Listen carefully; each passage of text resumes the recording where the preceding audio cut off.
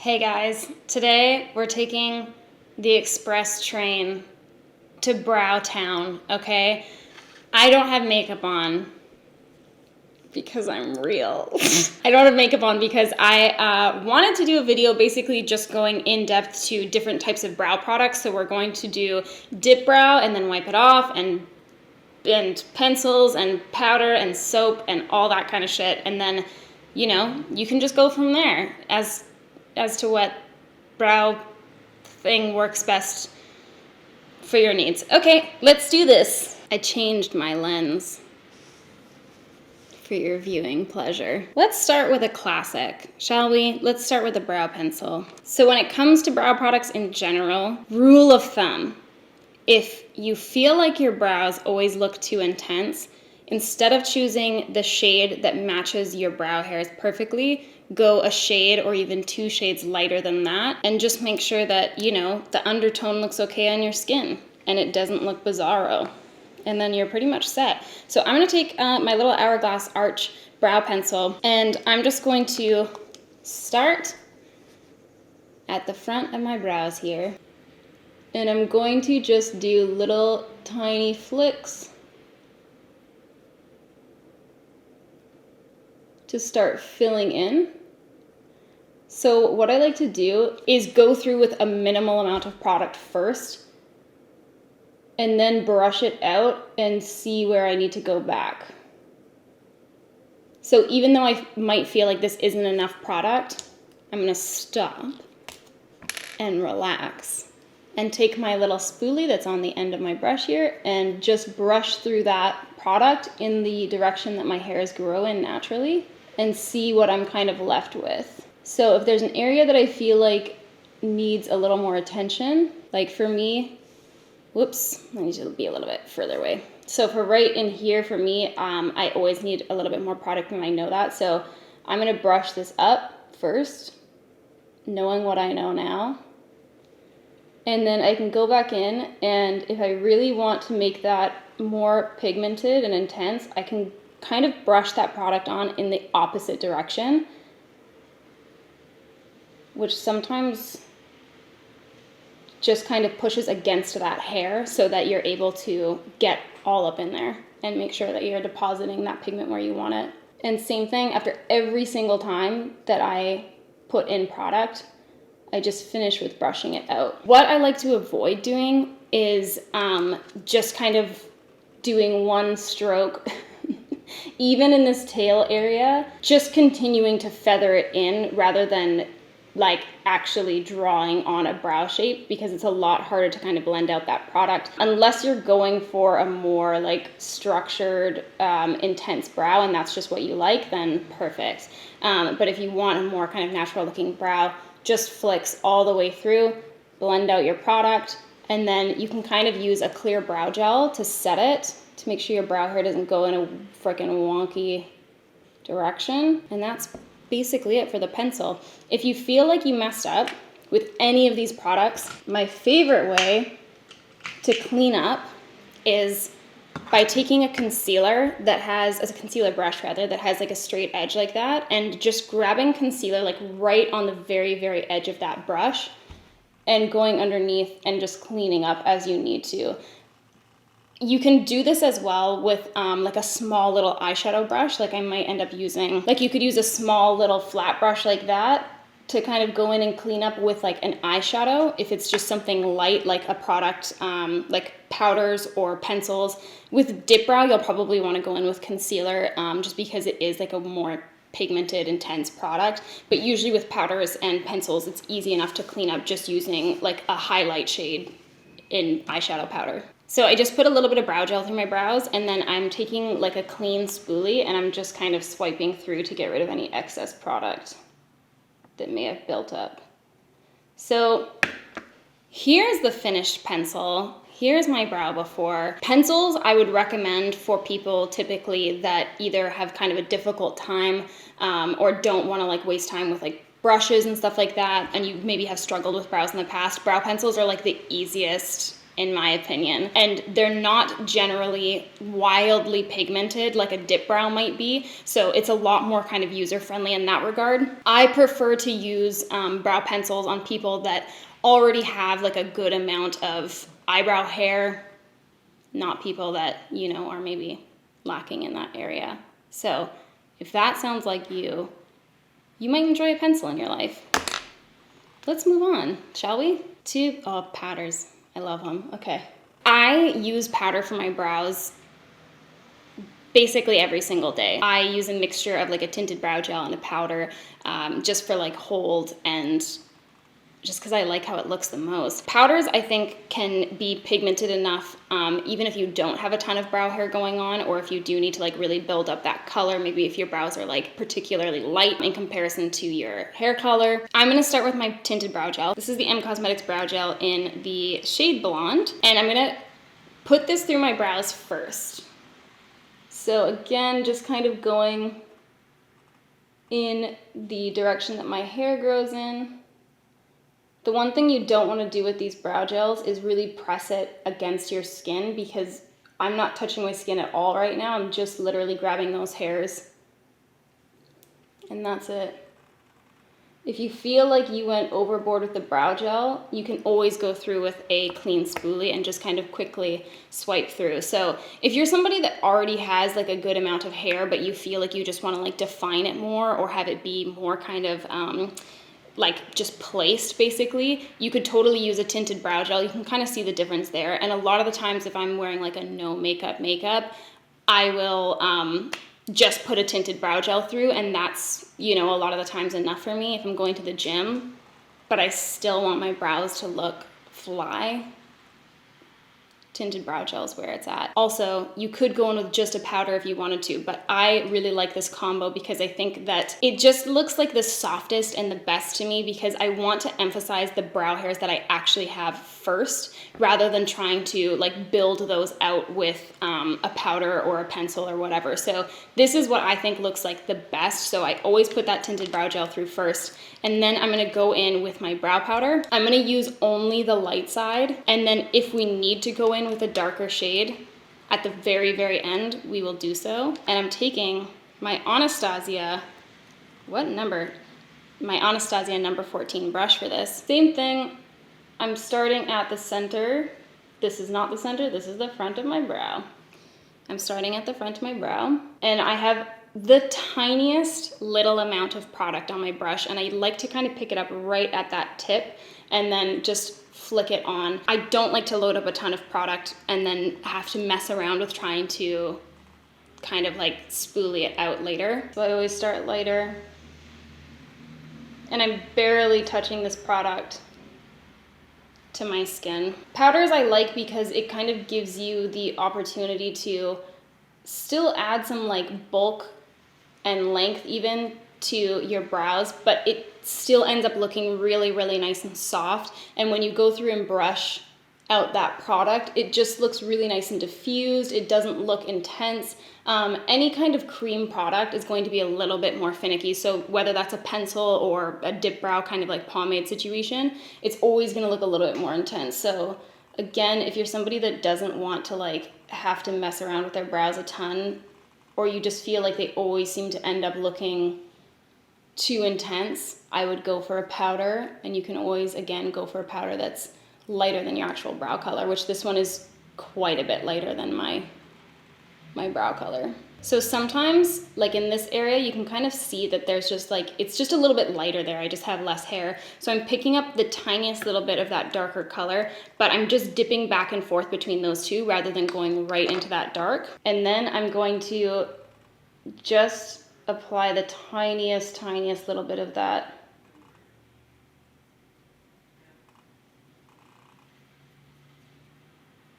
And the other thing I like to do is use 2 different mirrors to do my brows if I'm really trying to make them look like really, really nice. Because when you're so close to your face, you can kind of just like lose, you just get tunnel vision basically. But when you look at them from further away, you can kind of see what areas look a little off to you. So a lot of the times this arch for me ends up looking really pointy when I'm doing it up close. And then when I'm able to see it a little bit further away, I can kind of see like where I want to add a little bit more product where it might not be as blended, all that kind of stuff. And same stuff with this, you can always go and clean it up afterwards with your concealer brush if we had concealer on it, but right now I just actually have it clean. And I kind of can just blend some of that product out. You don't have to go through with an additional clear brow gel if you don't want to, but if you do have coarser hair that tends to kind of like move around, you might want to go double up with that, that shit. So that's that. Our natural brow and our natural brow. What I should have been born with if I could have chosen the way. Yeah, man, that looks dope. That's my favorite. So again, with this one, this is the Tinted Brow Gel in the powder. I do think that this can work with virtually any brow, save for if you are like completely browless, then the Tinted Brow Gel would be, you know, it just wouldn't maybe do much for you, unfortunately. And if you really don't have like a ton of brow hair, then powder you might not find to be like long wearing enough. Whereas like if you do have something kind of masking the area, then you shouldn't have an issue. Moving right along. Give those brows a good wash. All right, dip brow. Dip brow is fantastic if you don't have a lot of brows, if you like a more dramatic brow, if you really find that you're like oily or products just don't last on your skin that well, dip brow is like an awesome solution for that because it really does last a very long time. If you're going to a pool party wherein you're actually getting in the pool and people aren't just dressing up as if they're going to a pool party but they don't go into the pool, like every beauty guru event ever. But if you were to go in the pool, dip brow, love it. It can be a little bit tricky. It's very intense, it's very pigmented, it's very creamy, so the product is going to move around a lot. It's gonna move around really quickly while you brush through it. And so with the other two products, the pencil and the powder, when I went to go brush through it, you might not really like notice a difference when it is, you know, being brushed through, but with dip brow, you absolutely will. It will move that product. So we're just gonna be a little bit more kind of thoughtful about how we go about this. I'm gonna take my dip brow. That's kind of a weird color, hey? Hold on, that is kind of a weird color. Well, that's what we're doing. Okay, so I have my dip brow in the color taupe, and I have my Anastasia brush in 7B. This is the thinnest little brush ever. Like it is just super thin and it's awesome for dip brow. So what I'm gonna do is just dip my brush just barely in there, and if you feel like you might still have a little bit too much, which usually yes you do, you can either just kind of like tap it off in the back of your hand or the lid or whatever, and then we're going in with our small amount. Where do I want to start? I'm going to start at the front, and we're doing hair-like strokes for reals. So if you want a more natural brow with dip brow, this is how it's gonna happen. Sometimes what I try to pay attention to is like where my actual hairs are growing, so I'm just emphasizing that hair, if that makes sense, rather than going like right beside it onto bare skin. I don't know how to explain that better. And I like to work in small sections with dip brow, so going through and just applying the tiniest little amount and then brushing it out over and over again. Then when it comes to this area, what I kind of like to do when I'm using a product like this is decide which, whether it be top or bottom, which I like the look of the most, and then we're gonna leave that area alone more so than the other one. So I'll kind of brush my hair up and say, okay, do I like how the top looks or do I like how the bottom looks? And then you can brush it down and check it out, see what's up.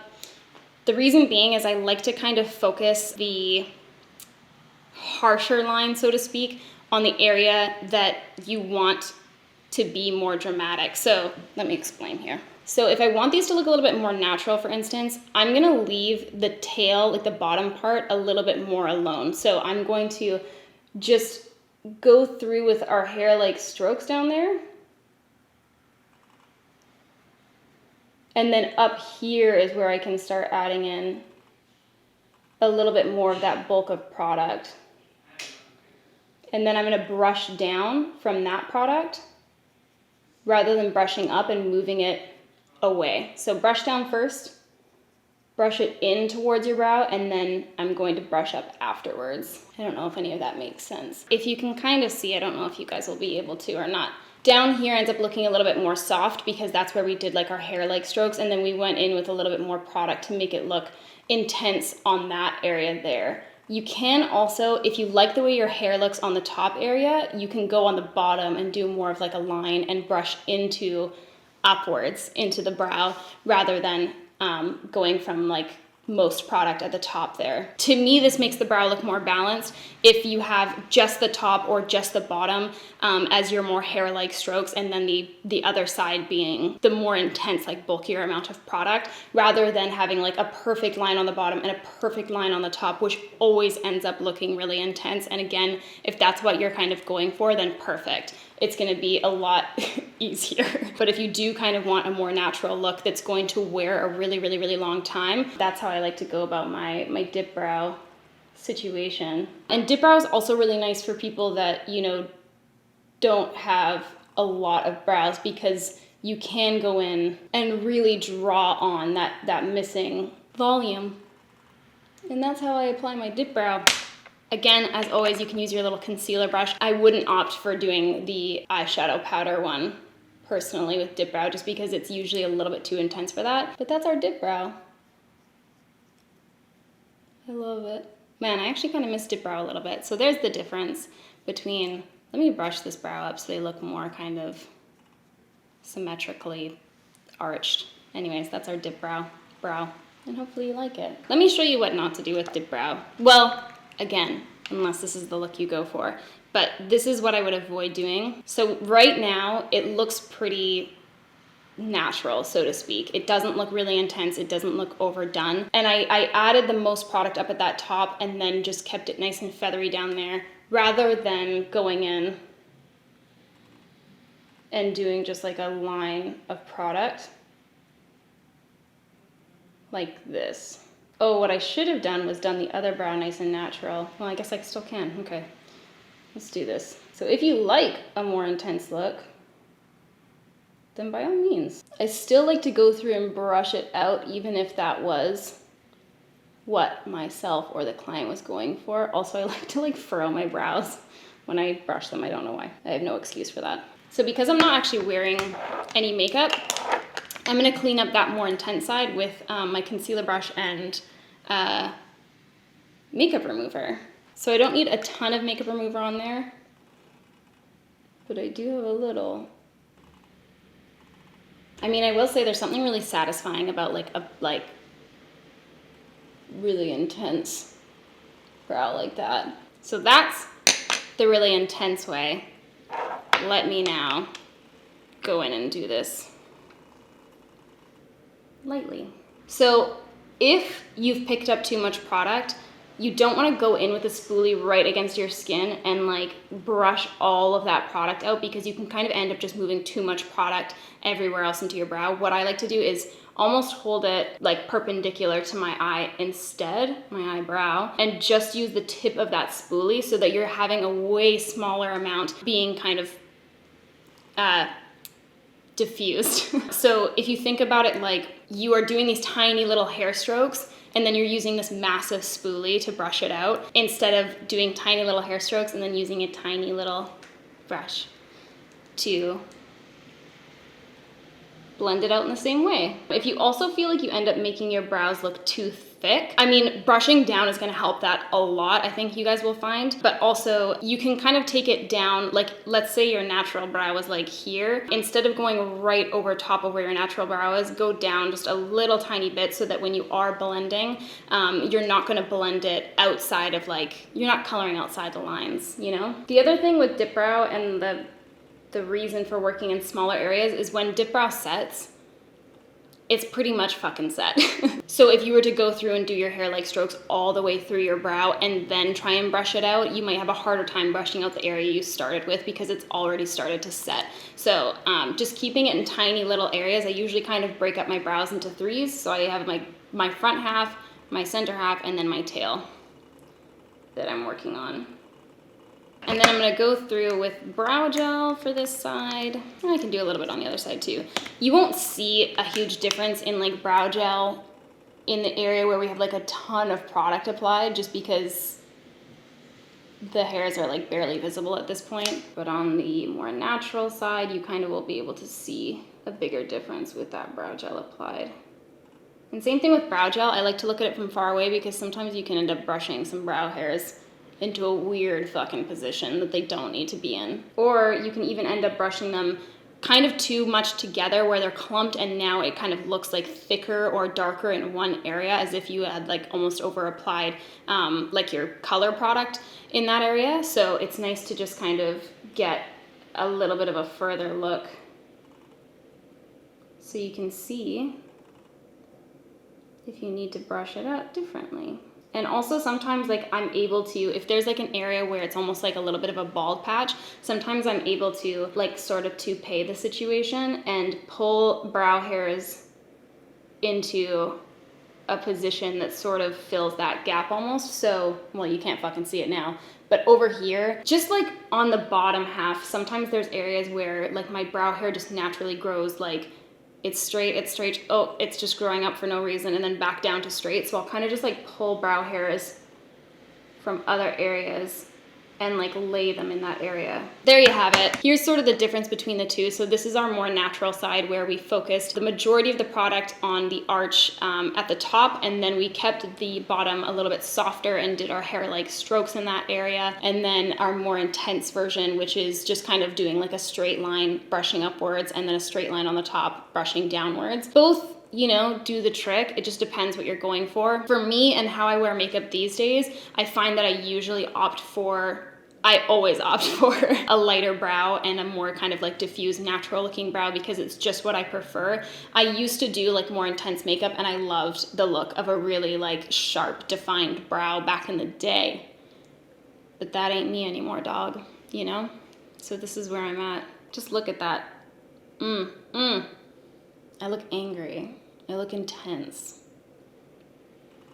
Girl next door.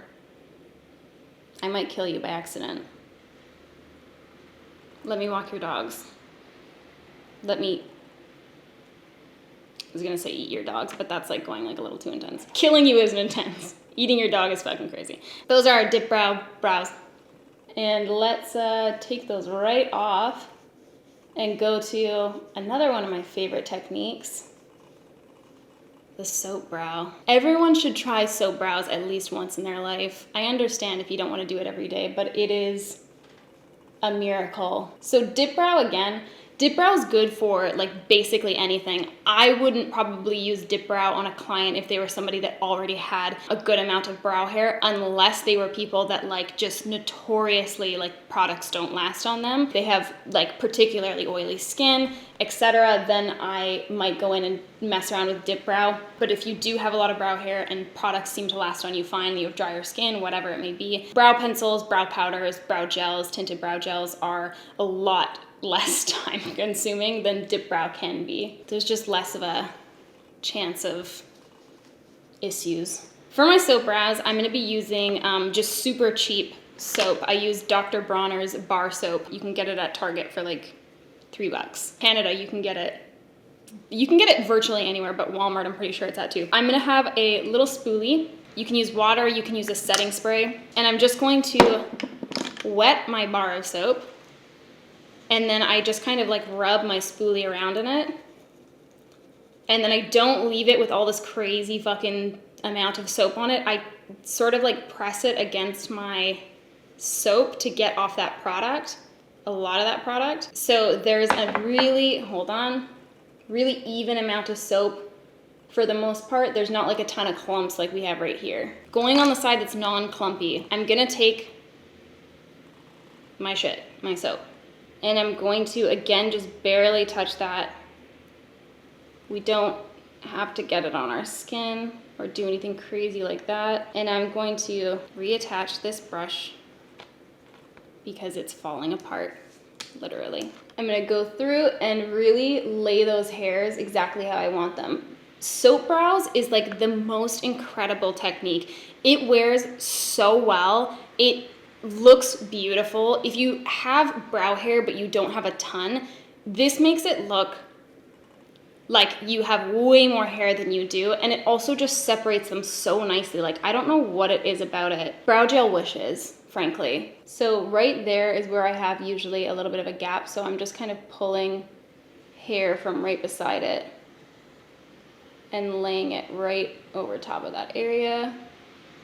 And I'll kind of show you guys, hold on, looking at it from further away, relaying that hair. You guys can kind of see the difference, hopefully, between even just like how, like, look how perfect that hair is, just like nicely separated. It's like a whole situation. And then over here, it's like my brow hairs are just like wild and unruly, you know? I fucking love soap brows, dude. Like, if I had darker brow hair, I would just put through soap and nothing else and be like, fucking look at me. Gigi Hadid, Cara Delevingne, what up? Coming for your throne. That's what I would do, but that's not the case. So here we are. I have my soap in.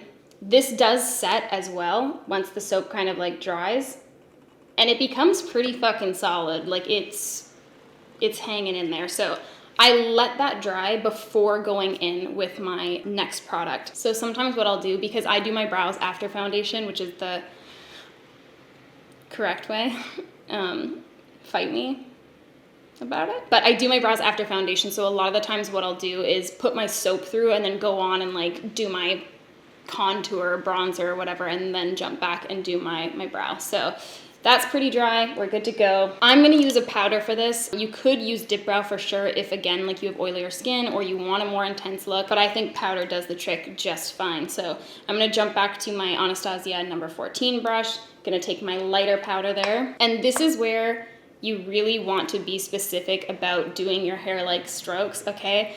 It was all fun and games with the other products, but because your brows are now set the way that they're going to be set, it's a lot harder to blend that product out, and it is a lot more visible as well if your strokes are like too big or just like a solid line or whatever. So again, I'm just going to kind of see where my hair naturally grows and go through with the tiniest little bit of product on my brush and emphasize those areas. Another thing that I try to avoid